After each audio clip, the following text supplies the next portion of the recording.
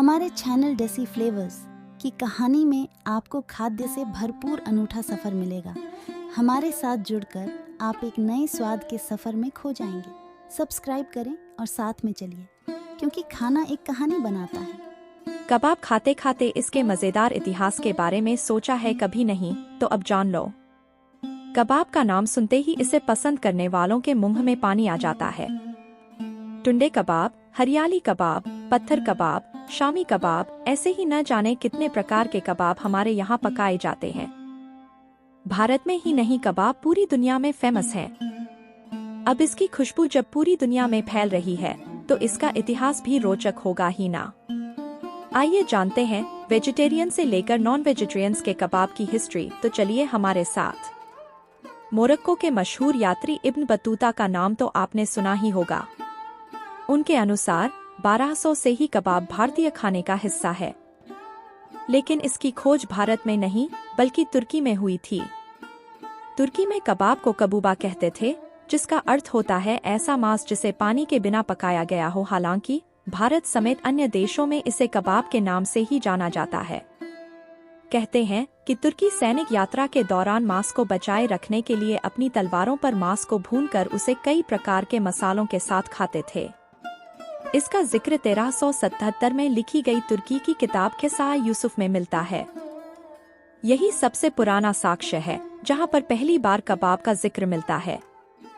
खानाबदोश लोगों के जरिए पूरी दुनिया में कबाब पहुंच गया।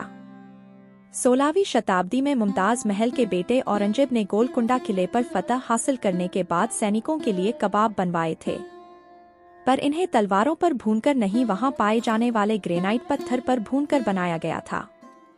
इस तरह कबाब हमारी थाली का हिस्सा बन गया।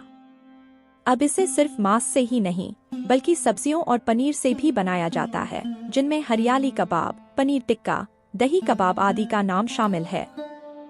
कबाब के इन वेजिटेरियन वैरायटी की खोज भारत में ही हुई है। लोकप्रिय कबाबों की अगर बात की जाए तो उसमें गलौटी कबाब, काकोरी कबाब और शामी कबाब शामिल हैं। ऐसा कहा जाता है कि अवध में सबसे ज्यादा लोकप्रिय सीख कबाब हुआ। इसी की लोकप्रियता के बाद इसमें कुछ बदलाव किए गए और फिर जन्म हुआ काकोरी कबाब का। राजाओं और अवध के नवाबों ने इन्हें खूब पसंद किया गया और उनके मेहमानों ने भी इनका जमकर लुत्फ उठाया। ऐसा माना जाता है कि काकोरी कबाब का जन्म एक टिप्पणी के कारण हुआ था। दरअसल एक अधिकारी ने सीख कबाब को लेकर टिप्पणी की थी जो मेहमान को पसंद नहीं आई। उन्होंने तुरंत अपने खानसामे को कुछ बेहतर गलावटी बनाने के लिए कहा।